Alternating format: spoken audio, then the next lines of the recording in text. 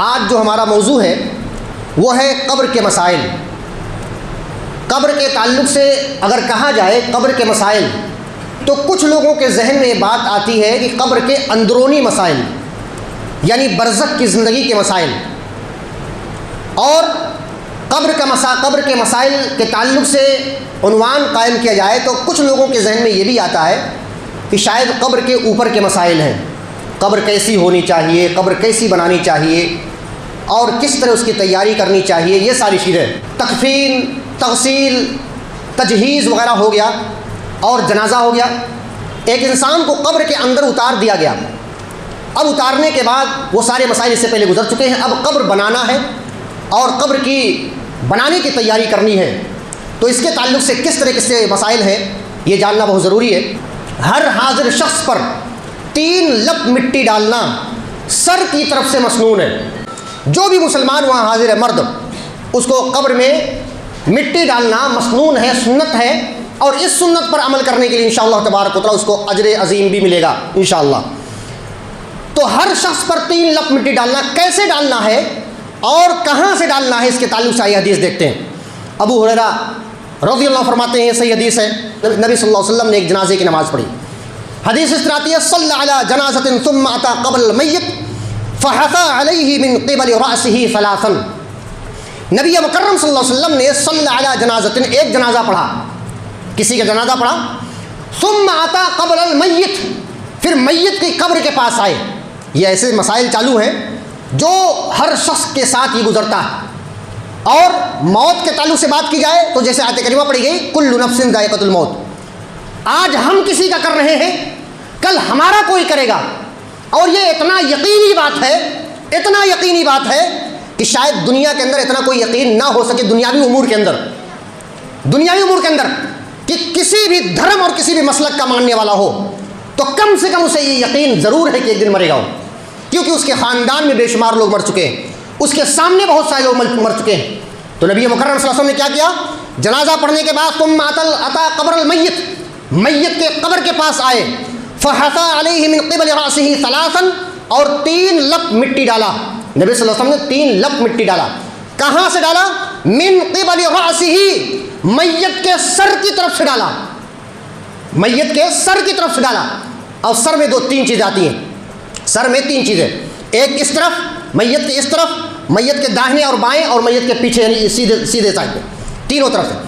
انشاءاللہ تینوں طرف سے آپ جب بھی 3 لپ مٹی ڈالیں یہ مسنون طریقہ ہو جائے گا۔ یہ افضل تو ہو سکتا ہے لیکن جائز ہے کہ آپ کہیں سے بھی مٹی ڈال سکتے ہیں۔ 2 سنت معلوم پڑی، ایک تو یہ کہ 3 لپ مٹی ڈالا جائے، یہ سنت ہے، اور اس کے بعد سر کے طرف سے، سر کی جانب سے مٹی ڈالا جائے، لیکن اگر کوئی دوسری طرف سے بھی ڈالتا ہے تو انشاءاللہ اس میں کوئی حرج کی بات نہیں ہے۔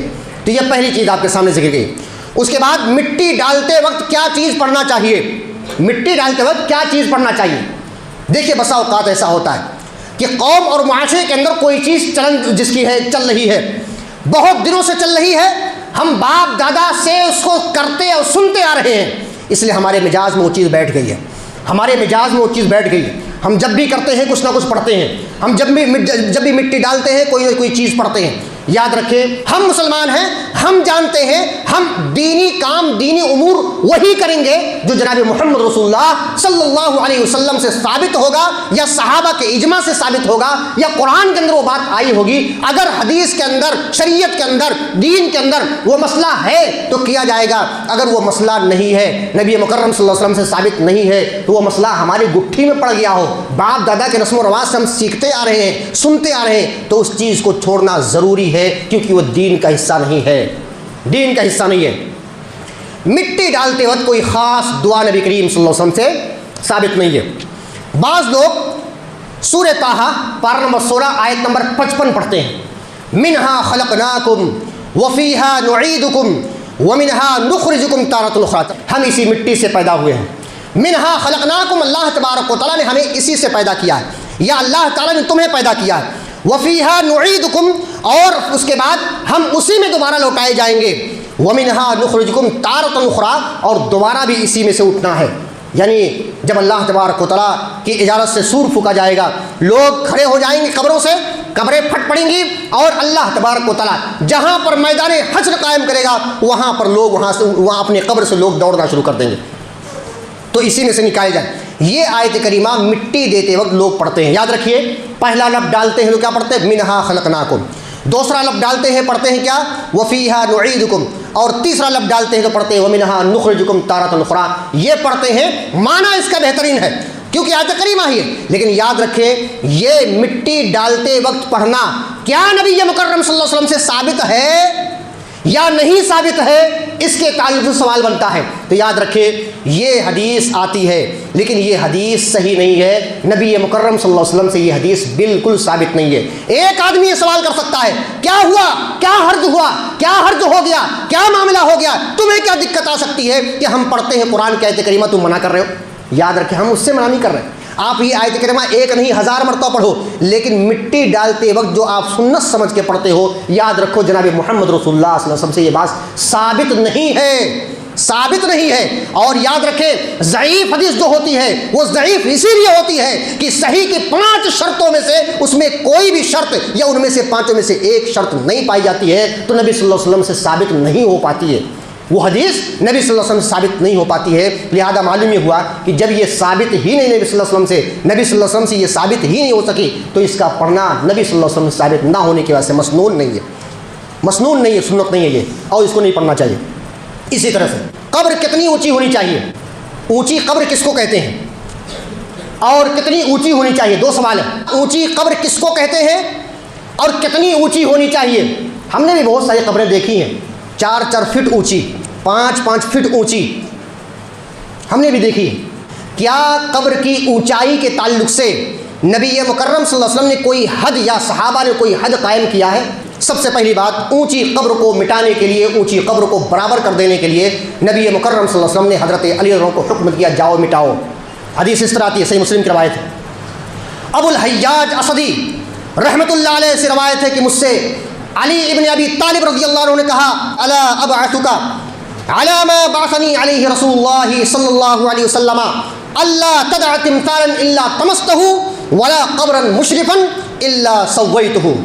حضرت علی رضی اللہ عنہ نے حضرت حیاج اسدی رحمۃ اللہ علیہ سے کہا کہ کیا میں تمہیں ایسی جگہ پر نہ بھیجوں، ایسے کام پر نہ بھیجوں جس کام پر نبی مکرم صلی اللہ علیہ وسلم نے مجھے بھیجا تھا۔ بعثنی علیہ رسول اللہ صلی اللہ علیہ وسلم، محمد صلی اللہ علیہ وسلم نے ہمیں جس کام کے لیے بھیجا تھا، اے ابو الحیاج کا میں تمہیں نہ بھیجوں؟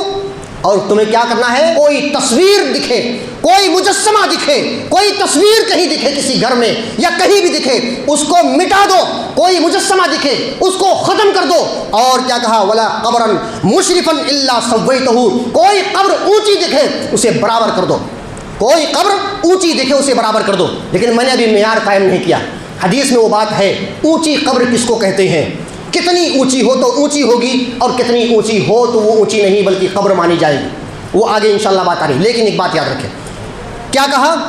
اللہ تدع تمثالا الا طمستہ، کوئی تصویر، کوئی تمثال، کوئی مجسمہ دکھے جاؤ مٹا دو۔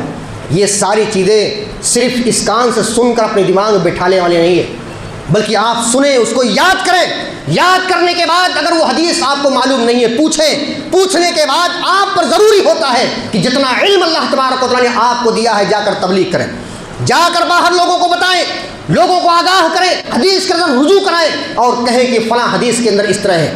آج بڑے افسوس کے ساتھ کہنا پڑتا ہے، میں نے خود اپنی آنکھوں سے دیکھا ہے، اسی علاقے کے اندر گھر مل جائے گا جس کو آپ گن نہیں سکتے، جس کو آپ گن نہیں سکتے، آپ کس کس گھر میں جاؤ گے جس کے اندر پیروں فقیروں کی تصویریں لگی ہوئی ہیں۔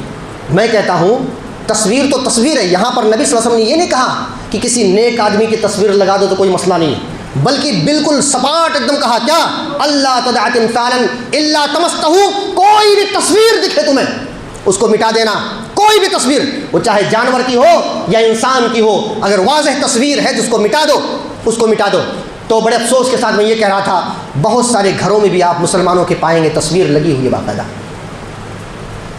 اور دکانوں کے اندر بھی پائیں گے، شاید مجھ سے زیادہ بہتر طریقے سے آپ جانتے ہیں، دکانوں کے اندر بھی پائیں گے تصویر لگی ہوئی ہے۔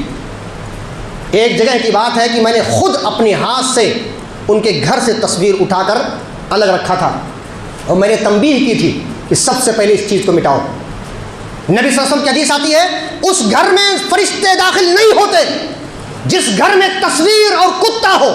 لیکن آج مسلمانوں کو حدیث کون سناتا ہے؟ یہ ممبر رسول کا استعمال کر کے آخر کس سے کہانیاں بیان کر رہے ہو یا کیا کہہ رہے ہو؟ کچھ سمجھ بھی نہیں آتا کیا یہ ممبر رسول کا استعمال کر کے؟ اگر ممبر رسول ہے تو رسول صلی اللہ علیہ وسلم کی بات بھی تو ہونی چاہیے۔ میں کہتا ہوں کس کے ماننے والے لوگ ہیں؟ کس کو مانتے ہیں؟ کس کو آگے سمجھتے ہیں؟ کس کو پیشوا مانتے ہیں؟ کس کو امام مانتے ہیں؟ آپ یہ ساری باتیں واضح کر کے کیوں نہیں بتا دیں؟ جن گھروں میں تصاویر ہیں وہ بھی ماننے والے آپ کے ہیں۔ آپ نے کبھی کیوں نہیں کہا مکانوں میں دکانوں میں ایسی تصویروں کو نہیں رکھنا چاہیے، مٹانا چاہیے؟ ایک گلدستہ بھی تیار ہوا ہے، شاید آپ لوگ جانتے ہوں، ایک تقریباً 20-25 تصویروں کا گلدستہ بھی تیار ہوا ہے، اور اسی معاشرے کے 6-7 لوگوں کی تصویریں اس میں بھی ہیں۔ آدمی زندہ ہے اس کی تصویر لگی ہوئی ہے، زندہ آدمی ہے، آدمی مر گئے ان کی بھی تصویر اسی گلدستے کے اندر لگی۔ گلدستہ میں بتا رہا ہوں کہ اکٹھا 15-20 تصویریں یہاں پر دین کا مسئلہ بنا کر لوگ پیش کرتے ہیں، بڑے اہتمام کے ساتھ اپنے گھروں میں رکھتے ہیں، شاید ان کا مسئلہ ہوگا خیر و برکت ہوتی ہے اس سے، یہی تو ہوگا اور کیا ہوگا؟ گھروں میں 15-20 تصویریں لگا کر سجانا اور اس کو بہترین طریقے سے رکھنا ہے، کیا مسئلہ؟ کیا چاہتے ہو؟ کیا خیر و برکت کی جو ہے خواہش نہیں ہے؟ اگر نہیں ہے تو کیوں لگاتے ہو؟ تو پہلی چیز کیا کہا؟ اللہ تمستہ، کوئی بھی ایسی تصویر دکھے تو مٹا دینا، اور دوسرا قبر اونچی ملے تو اس کو برابر کر دینا۔ آئیے دیکھتے ہیں برابر کا مطلب کیا ہے، برابر کیسے کیا جائے گا؟ دو مطلب ہے، غور کیجیے گا، اس کے دو مطلب ہیں برابر کے، کہ اے نبی، اے علی رضی اللہ عنہ، اے ابو الحجاج اسدی رحمۃ اللہ علیہ، جاؤ اور جو قبر اونچی ملے اس کو برابر کر دو۔ کیسے برابر کرنا ہے؟ کس طرح کرنا ہے؟ اس کے دو معنی ہیں۔ شیخ محمد بن صالح العثیمین رحمۃ اللہ علیہ فرماتے ہیں، کہتے ہیں اس کے دو معنی، ای سویتہ بما حولہ من القبور، اس کو برابر، پہلی چیز اس کو برابر ایسے کرنا ہے اس قبر کے آس پاس جیسی قبر ہے ویسے ہی اس قبر کو رکھنا ہے۔ ورنہ لوگ کیا کہتے ہیں، یہ تو نیک ہے اس کو تھوڑا سا اونچا کر دو، یہ تو نیک ہے تو ٹائلس بھی لگا دو، یہ تو نیک ہے دیواریں بھی کھڑی کر دو، یہ تو نیک ہے اس کو تھوڑا سا کیا اس کے پاس پیڑ بھی لگا لو، درخت بھی، اور اس کو عام قبرستان سے ہٹا کر کسی کونے میں لا کر رکھ دو۔ یہیں سے فتنہ شروع ہوتا ہے، یہیں سے شرک ایجاد ہوتا ہے۔ کیا کہا؟ عام قبرستان کے برابر کرنا ہے، عام قبروں کے برابر۔ دوسرا کیا؟ جعلتہ حسنا علی تقضیہ الشریعہ، اس کو اتنا بہترین کر دو جیسے شریعت تقاضا کرتی ہے، شریعت جیسے چاہتی ہے، دین جیسا چاہتا ہے، نبی صلی اللہ علیہ وسلم جیسے چاہتے ہیں ایسی قبروں کو کر دو۔ جابر بن عبداللہ رضی اللہ بیان فرماتے ہیں، صحیح ابن حبان کی روایت ہے، ان النبی صلی اللہ علیہ وسلم الہد ونصب علیہ اللبن نصبا ورفع قبره من الارض نحو من شبر۔ جابر بن عبداللہ رضی اللہ فرماتے ہیں، بے شک نبی صلی اللہ علیہ وسلم کی قبر کو لحد بنایا گیا۔ اس سے پہلے خطبے میں لحد بتا دیا ہم نے، قبر سیدھی کرنا اور اندر سے طاق نما بنا دیا، اس کو لحد کہتے ہیں۔ نبی صلی اللہ علیہ وسلم کی قبر کو کیا کیا گیا؟ لحد بنایا گیا۔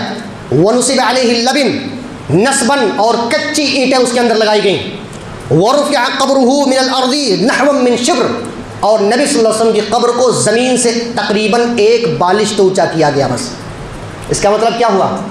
تقریباً 1 بالشت ہی اونچی ہونی چاہیے قبر، 1 بالشت، جس کو اپنی بھاشا میں بلاس بولتے شاید، 1 بالشت اونچی ہوئی، جو 1 بالشت سے اونچی ہو تقریباً وہ قبر اونچی مانی جائے گی، اور اگر اونچی ہو گئی تو اللہ کے رسول صلی اللہ علیہ وسلم نے حکم دیا اس کو عام قبروں کے برابر کر دو، عام قبر یعنی 1 بالشت کر دو۔ لہذا 1 بالشت، بھائی کہاں 4-5 فٹ کی قبر ہے اور کہاں 1 بالشت جو 1 فٹ بھی نہیں ہوتا، تقریباً آدھے فٹ سے تھوڑا زیادہ ہوتا ہے۔ اب بتاؤ کیسے کریں گے لوگ؟ نبی مکرم صلی اللہ علیہ وسلم نے کہا کہ اے لوگو لا الہ الا اللہ کہو کامیاب ہو جاؤ گے۔ ہونا کیا تھا؟ ایک اللہ کو معبود جو برحق ہے اس کو مانو۔ لوگوں نے کیا کہا؟ ان کے زبان حال نے کہا، کہاں 360 معبود اور کہاں 1؟ ایسے کیسے ہو سکتا ہے؟ ایسے کیسے ہو سکتا ہے؟ تو میں کہتا ہوں یہاں پر کہاں 4-5 فٹ کی قبر اور کہاں 1 بالشت۔ معاشرہ جانتا نہیں، اصل میں عوام کی غلطی نہیں ہے، عوام کی غلطی نہیں، عوام کو جیسے پڑھایا گیا، جیسے سکھایا گیا، جیسے سنتے ہوئے آئے، عوام ویسے کر رہی بیچاری۔ غلطی عوام کی نہیں زیادہ، غلطی سب سے پہلے ائمہ حضرات کی ہے۔ میری بھی غلطی ہو سکتی ہے کہ ہم نے کیا کیا، ائمہ حضرات نے، ہم حضرات نے کیا کیا، لوگوں کو بتایا نہیں، لوگوں کے سامنے واضح نہیں کیا، لوگوں کے سامنے اجاگر نہیں کیا۔ اور جس طرح یہود و نصارہ نے علم دین کو چھپایا تھا، اسی طرح آج مسلمانوں نے چھپا لیا. جانے گا, اگر جان جائے گا میرے پاس کون آئے گا, جان جائے گا تو اور جو پیٹ پوجا ہماری ہوتی ہے وہ کیسے ہوگی. میں کھلے عام یہ بات کہتا ہوں, کھلے عام یہ بات کہتا ہوں. اصل مقاصد میں سے ایک مقصد یہ بھی ہے کہ آج قوم اور معاشرے میں جو ہماری چلتی ہے نا, وہ کیوں چلتی ہے؟ لوگ ہمارے پاس رجوع کرتے ہیں. بتاؤ مت, اگر بتا دو گے خود عالم ہو جائے گا. نبی مکرم صلی اللہ علیہ وسلم نے فرمایا تھا طلب العلم فریضۃ علی کل مسلم. اے مسلمانوں, ہر ایک پر دین کا علم حاصل کرنا فرض ہے. نہیں فرض کرو گے, نہیں حاصل کرو گے تو ایسے ہی غلامی کرو گے جیسے آج غلامی کر رہے ہو کہ جو چیز پوچھنا ہے فلاں کے پاس جاؤ. تمہیں مسائل کیوں نہیں معلوم, تمہیں نماز کا طریقہ کیوں نہیں معلوم, تمہیں موت اور میت کے مسائل کیوں نہیں معلوم, تمہیں جنازہ کا مسائل کیوں نہیں معلوم, تمہیں دوسری چیزیں کیوں نہیں معلوم. یہ افسوس کرنے کی بات ہے. قاسم رحمۃ اللہ فرماتے ہیں انہوں نے جو اپنی آنکھوں سے دیکھا نبی صلی اللہ علیہ وسلم کی قبر کو, اس صحابہ کے بعد تابعین غالباً یہ. قاسم رحمۃ اللہ علیہ کہتے ہیں میں نے حضرت عائشہ صدیقہ رضی اللہ عنہا کے پاس میں آیا اور عرض کیا یا امہ اکشفی لی عن قبر النبی صلی اللہ علیہ وسلم وصاحبیہ رضی اللہ عنہما. اے میری اماں جان, یہ اماں جان کا لفظ جب آتا ہے نا تو گویا کہ اماں, امی, ام المومنین کا جو لفظ آتا ہے وہ تقدس لیے ہوئے, یاد رکھیں. وہ کیا لیے ہیں؟ وہ تقدس لیے ہیں, پاکیزگی لیے ہوئے, پاکیزہ محبت لیے ہوئے. لیکن ہم بھی جانتے ہیں اسی دھرتی پر کچھ لوگ آباد ہیں جو عائشہ صدیقہ رضی اللہ عنہا کو گالیاں دیتے ہیں اور گالیاں دینے والے کا سپورٹ بھی کرتے ہیں. کچھ لوگ گالیاں دینے والوں کو سپورٹ بھی کرتے ہیں.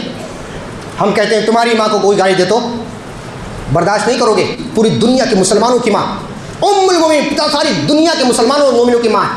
یہ تو کیا کہا یا امہ, اے میری امی جان اکشفی لی عن قبر نبی صلی اللہ علیہ وسلم, دروازہ کھول دو, نبی صلی اللہ علیہ وسلم کی قبر کو واضح کر دو ہمارے لیے, ہم دیکھنا چاہتے ہیں. وصاحبیہ, اور یہی نہیں ابو بکر صدیق رضی اللہ عنہ کی قبر, حضرت عمر بن خطاب رضی اللہ عنہ کی قبر, دونوں کی قبر, اور خود نبی کریم صلی اللہ علیہ وسلم کی قبر, تینوں کو میں دیکھنا چاہتا ہوں, اپنی آنکھ سے دیکھنا چاہتا ہوں. حضرت عائشہ ان کا حجرہ ہے, آدھے حجرے میں اپنا خود رہتی ہیں اور آدھے حجرے میں ادھر. کیا کہا اس کے بعد؟ کہتے ہیں میرے لیے کھولا گیا تو میں نے دیکھا 3 قبریں اندر موجود ہیں. اللہ اکبر. وہ منظر دیکھیے آدمی, وہ صحابی ابو بکر صدیق رضی اللہ عنہ, نبی صلی اللہ علیہ وسلم کے زمانے میں بھی غار یار ہیں, دوست ہیں, انتقال کے بعد بھی, وفات کے بعد بھی نبی صلی اللہ علیہ وسلم کے بازو میں ہیں. کہا میرے لیے 3 قبریں کھولی گئیں, میں نے وہ قبریں دیکھیں جو قبر نہ بہت بلند تھی اور نہ ہی بالکل پست تھی, بالکل میڈیم سائز. اور وہ میڈیم سائز کیا ہے؟ تقریباً 1 بالشت. 1 بالشت سے کم ہے وہ سمجھو نیچے ہے, 1 بالشت کے اوپر ہے سمجھو اوپر ہے, اور اگر 1 بالشت تقریباً ہے تو اصل قبر مانی گئی ہے. اسی طرح سے قبر کو پکی کرنا یہ بہت اہم چیز ہے. نبی مکرم صلی اللہ علیہ وسلم کی حدیث آتی ہے, حدیثوں کی کتاب کے اندر صحیح بخاری کے بعد جو نمبر 2 پر کتاب آتی ہے, سب سے صحیح قرآن کے بعد سب سے صحیح بخاری, اور صحیح بخاری کے بعد جس کا دوسرا نمبر ہے صحیح مسلم. صحیح مسلم کے اندر ایک حدیث آتی ہے عن جابر رضی اللہ عنہ قال نہا رسول اللہ صلی اللہ علیہ وسلم ان یجسس القبور. قبر کو پکی کرنے سے نبی مکرم صلی اللہ علیہ وسلم نے منع فرمایا ہے. تجسیس کا منع ہوتا ہے پلاسٹر کرنا, اور پلاسٹر کرنے کے بعد ہی پکی ہوتی ہو. آگے فرمایا نہا عن تقسیس القبور. تقسیس اور تجسیس دونوں کا مطلب پلاسٹر کرنا, پلاسٹر اس کو پکا کرنا. نبی مکرم صلی اللہ علیہ وسلم نے قبروں کو پکا کرنے سے منع فرما دیا. صحیح مسلم کی حدیث نمبر 970 کی کے اندر آپ دیکھیں گے دونوں حدیثیں آپ کو مل جائیں گی. 970 میں دونوں حدیثیں مل جائیں گی. اب نبی صلی اللہ علیہ وسلم نے فرمایا چلو ٹھیک ہے. بہت سارے لوگ کیا کرتے ہیں, نبی صلی اللہ علیہ وسلم کی بات دیکھنے کے بعد بھی دوسرے لوگوں کا قول بھی دیکھتے ہیں. چلو ٹھیک ہے وہ بھی مان لیتے ہیں تھوڑی دیر کے واسطے. آئیے دیکھتے ہیں کیا کہا. واتفق الفقهاء على كراهة تجسيس القبر لما روى جابر. یہ کیا, پوری دنیا کے فقہاء اس بات پر متفق ہیں کہ پکی قبر کرنا حرام ہے. لما روى جابر, جابر رضی اللہ عنہ کی روایت کی وجہ سے پکی قبر کرنا حرام ہے. تمام فقہاء اس بات پر متفق ہیں. لیکن ہاں جب تک پکی نہیں کرو گے تب تک ظاہر سی بات ہے لوگ کیسے آئیں گے. پھر اس کو پکی کرو اور بہت ساری چیزیں کرو, اس پر روغن تیل مسالہ لگاؤ, اس کے بعد ہی لوگ آنا شروع ہوتے ہیں. اور لوگوں میں سب سے پہلے عورتیں آتی ہیں. ہم خود بچیں, اپنے اہل وال کو بچائیں, اور جس اللہ نے آپ کو ہمیں پیدا کیا ہے اس اللہ سے رجوع ہو جائے, اس اللہ سے لو لگا لیں. یہی ہمارا جو ہے مشن ہونا چاہیے, اور اپنے واسطے بھی, اپنے اہل ویال کے واسطے بھی, اور اپنے آنے والی نسل کے ساتھ ساتھ قوم اور معاشرے والوں کے لیے بھی. اسی طرح سے ایک بات اور بھی ہے, جب آپ قبرستان جاؤ گے تو قبرستان میں جانے کے بعد ایک الگ منظر وہاں پر دکھتا ہے، ایسا لگتا ہے پکنک اسپاٹ ہے کوئی، خوبصورت پھول، پیڑ پودے، ہریالی، یعنی جس طرح پارک وغیرہ میں ہوتا ہے، یعنی لگتا ہی نہیں کہ بھئی ہم قبر میں جائیں گے، اس سے عبرت لینی چاہیے۔ قبرستان کا مطلب کیا ہوا؟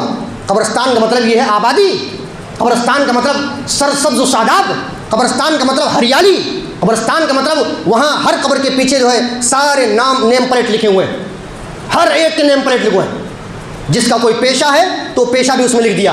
اذا مات الانسان انقطع عملہ، ایک انسان جب مر جاتا ہے اس کے عمل منتقل ہے، اس کے عمل ختم ہو جاتے ہیں، عمل ختم ہو گیا۔ اس کے تعلق سے دیکھتے ہیں شاید ہی کوئی قبر بچی ہو جہاں پر لکھا نہ ہو، شاید ہی کوئی قبر، میں نے کچھ قبریں دیکھی ہیں کچھ نہیں لکھا ہے، ہاں ایک چھوٹا سا پتھر آپ نشان کے طور پر لگا سکتے ہیں، کوئی مسئلہ نہیں، لیکن لکھنے سے نبی صلی اللہ علیہ وسلم نے فرمایا۔ حدیث یاد رکھیے، نہى النبی صلی اللہ علیہ وسلم ان تجسس القبور وان یکتب وان یکتب علیہا وان یبنى علیہ، نبی صلی اللہ علیہ وسلم نے قبر کو پکی کرنے سے اور اس پر لکھنے سے اور اس پر تعمیر کرنے سے، تینوں چیزوں سے منع کیا۔ موضوع ہمارا یہ ہے قبر پر لکھنے سے نبی صلی اللہ علیہ وسلم نے منع فرمایا۔ اس کے تعلق سے امام شوکانی رحمۃ اللہ فرماتے ہیں، کہتے ہیں اس حدیث میں ہے کہ قبروں پر لکھنا حرام ہے، اس کا ظاہر یہ بتاتا ہے کہ چاہے قبر پر میت کا نام ہی کیوں نہ لکھا ہو، وہ چیز بھی ناجائز ہے، وہ چیز بھی ناجائز ہے۔ لیکن کم سے کم میں یہ کہنا چاہوں گا، سب سے پہلے آپ اپنا سنبھالو، اپنے گھر کو سنبھالو اور اپنے دوست احباب اور دوسروں کو تبلیغ کرو، یہ سب سے اہم جو چیز ہوتی ہے۔ آخری چیز میں آپ کے سامنے ذکر کرنا چاہوں گا، قبرستان میں داخل ہونے کی دعا کیا ہے۔ قبرستان میں جائیں گے تو آپ کو دعا بھی معلوم ہونا چاہیے جو سنت ہے، اور وہ دعا ہے قبر والوں کی عافیت کے لیے دعا کرنا۔ اور وہ دعا کیسے ہے؟ صحیح حدیث جو صحیح مسلم کی آتی ہے وہ ہے کیا؟ السلام علیکم اہل الدیار من المؤمنین والمسلمین وإنا ان شاء اللہ للاحقون اسأل اللہ لنا ولکم العافیہ۔ کیا ترجمہ؟ السلام علیکم اہل الدیار، اے قبر والوں تم پر سلامتی ہو، دعا ہے۔ ایسا نہیں کہ ہم سلام کریں تو وہ بھی جواب دے گا، نہیں، یہ دعا ہے، سلامتی کی دعا۔ السلام علیکم اہل الدیار، اے قبر والوں تم پر سلامتی ہو۔ آگے فرمایا من المؤمنین والمسلمین، چاہے مسلمانوں میں سے ہو یا مومنین میں سے ہو۔ وإنا ان شاء اللہ للاحقون، اللہ نے اگر چاہا تو ہم بھی تم سے ملاقات کرنے والے ہیں، ہماری بھی موت ہونے والی ہے اور ہم بھی تم سے ملاقات، یعنی مردوں کی دنیا میں ہمارا بھی نام لکھ جائے گا، مردوں کی دنیا میں ہم بھی شامل ہونے والے ہیں۔ آگے فرمایا اسأل اللہ لنا ولکم العافیہ، ہم اللہ تبارک و تعالیٰ سے تمہارے لیے اور ہم اپنے لیے عافیت طلب کرتے ہیں، بہتری طلب کرتے ہیں۔ آئیے ہم دعا کرتے ہیں کہ اللہ تبارک و تعالیٰ ہم تمام مسلمانوں کو ان تمام حدیث کے ذریعے بیان کیے گئے مسائل کو یاد رکھنے اور اس پر مکمل طریقے سے عمل پیرا ہونے کی توفیق عطا فرما۔ اے اللہ ہمیں سے بیمار ان کی بیماری کو دور فرما دے، اے اللہ ہمیں سے مقروض ان قرض کو عطا فرما دے، اے اللہ ہمیں سے پریشان حال کی پریشانی کو دور فرما دے، اے اللہ ہمیں سے بے اولاد ان کی اولاد عطا فرما دے۔ آمین۔ وآخر دعوانا ان الحمد للہ رب العالمین۔